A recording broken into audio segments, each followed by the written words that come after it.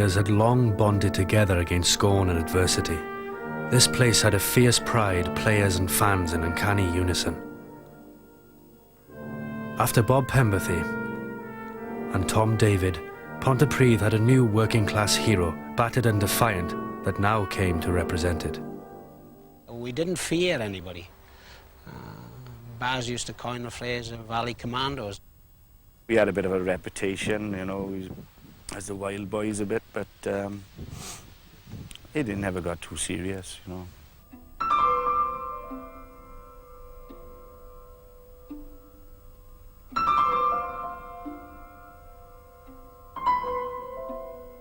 I'd back his corner and he'd back mine. There's no two ways about it. That's just the way it is. He was ready, fired up, ready to go, and he was brilliant. You know, he got him, Phil John. I think one of the things in Ponty, what we used to say was we had to drink 12 pints. And that was one of the credentials of playing in a team, that was, and that went for everybody. My problems with him have always been post-match. And Neil falls into that category as well. The Wales and British Lions rugby player Neil Jenkins has appeared before Swansea magistrates following an alleged brawl at a nightclub. He's charged with violent disorder and assault. He's a fiery character. I mean, he doesn't like getting messed about, and he retaliates before thinking. We have to accept that he's got ginger hair, but I did hint at it earlier on. I think when he loses that, he probably calm down anyway. Welsh Player of the Year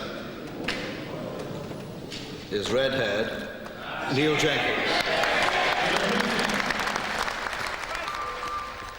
I think Neil's got two different sides to him, hasn't he? On the field, total professional. Off the field, real down-to-earth, nice bloke. I try to change it, but sometimes I can't because I'm so sort of hyped up and, you know, really wanting to do well that I find it difficult not to, really, and I do run into a little bit of trouble now and again. You know, that's Neil Jenkins. You know, he says it as he sees it. He's not a political animal.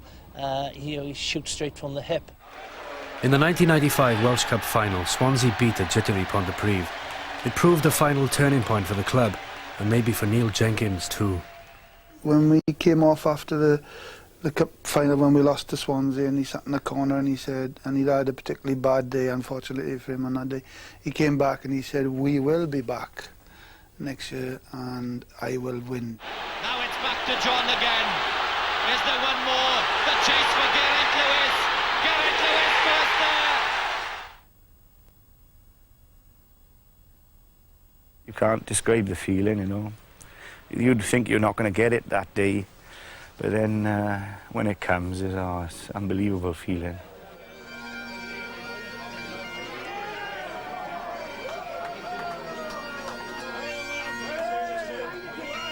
Winning the cup is everything, you know. I tried for 6 years now, and it's been lucky today, and we lost in the final last year, but to come back today, you know, it's just a great achievement. You know, I'm thrilled to bits, and I suppose that maybe doesn't rate as much having a Welsh cap, but it's everything else.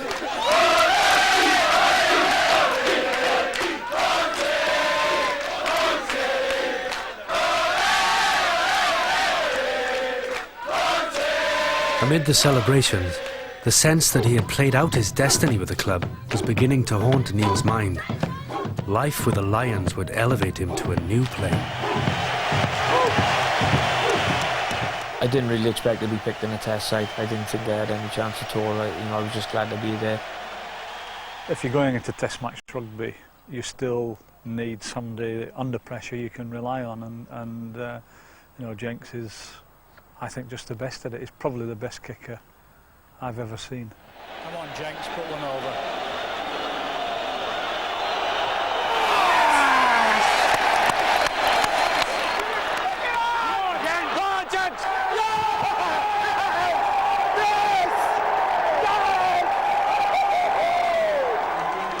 To be there and to be involved with it, and to meet a lot of different guys that obviously we play against, and you just see them for 1 or 2 beers after the dinner, but to be sort of living with them, you know, or being there involved for 8 to 10 weeks was great. Ruprecht!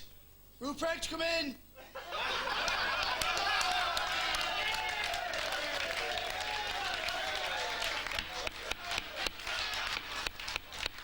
What other nicknames have you got on tour?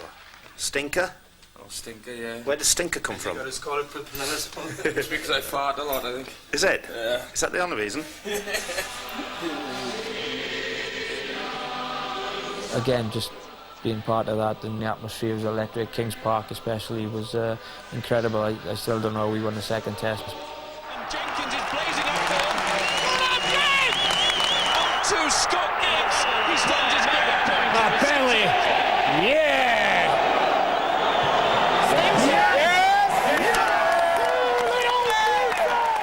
If you're talking about a world-class kicking performance, to me that was it, because it was high pressure, no easy kick, and everyone, you just never looked like missing. Jenkins. Oh, what a kick! And he's broken the individual points record for a Lions player in a Test series. Oh, I think they're very proud of him, I think. Churchill is, yeah. They had a party up the Farmers, in the club, in the Cross, in the Free Horseshoes, in the Olive Bush, you know, in most of the pubs. Yet still the doubts persisted. 1998 would bring the two worst lows of his international career. A drubbing by England at Twickenham and by France at Wembley, tormented by Thomas Castagned. Probably the worst 3 weeks of my life. I didn't enjoy the games at all.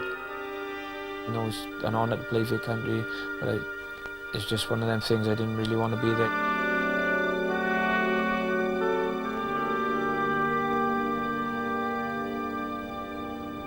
Through Jenkins's rugby career, Lady Luck's pendulum has swung as regularly as his right kicking leg.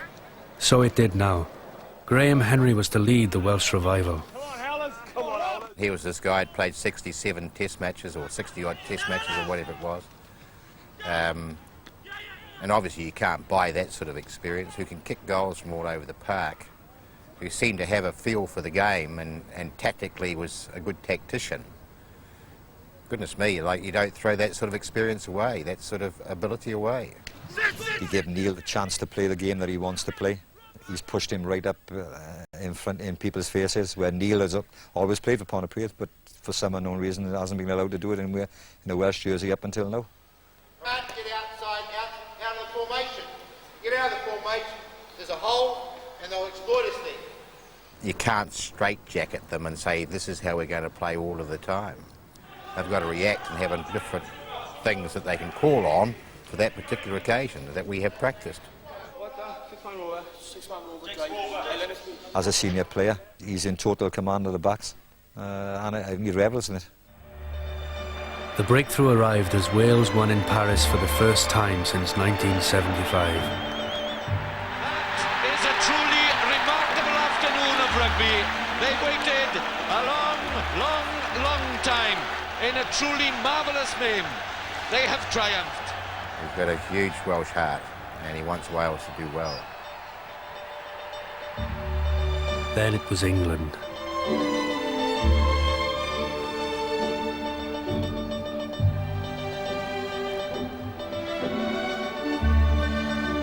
Who called that move? Wales against England, the famous Scott Gibbs' try. Neil Jenkins.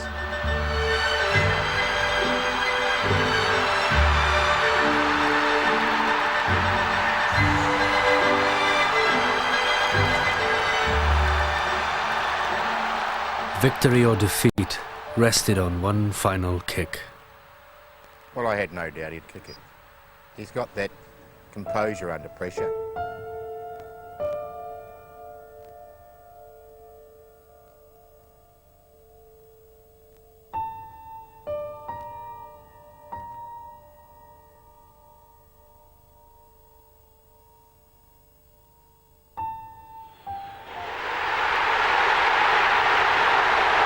Typically at the final whistle he was gone, home to see his sick grandmother.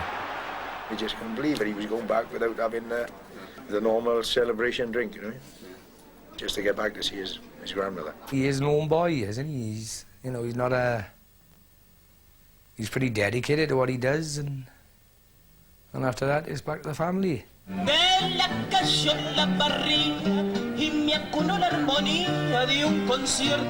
In a summer of wonder, more was to come, as a Welsh team marshalled by Jenkins became the first Northern Hemisphere side to win a Southern Hemisphere series in Argentina. Right,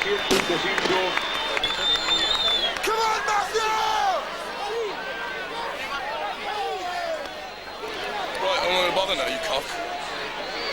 Oh, stop, Vinjo. Stop being a cock then. Oh, go to him as well then. They're just mean.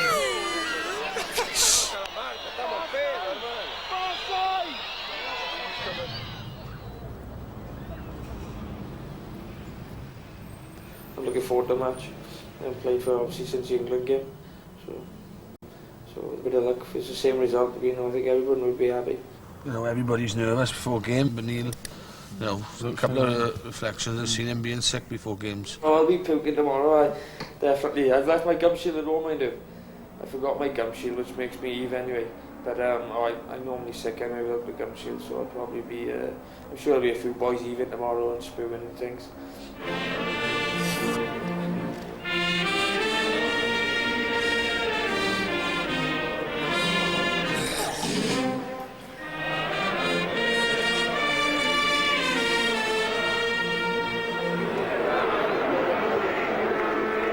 You know, he's putting bits and pieces of the game, bringing other players into the game. He's a boss out there, but, you know, we respect him. He's a realistic perfectionist within the realms of the professional rugby. But then off the pitch, he's just that genuine guy. You can't help but love him. You just love him to bits. You just want to hug him and kiss him. Him with everyone else. Rusty as hell first half. Shocking first half, but second half got to grips with it a bit, and nice to win, bro.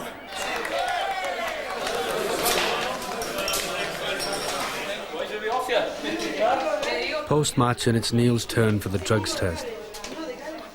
This is ridiculous.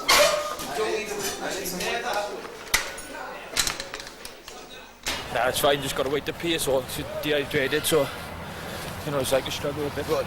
It's like a struggle for a while, like, so it takes a bit longer to pee.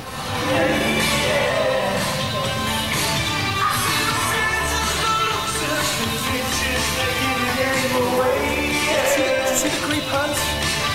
Those creep briefs. Marks and Spencer pants.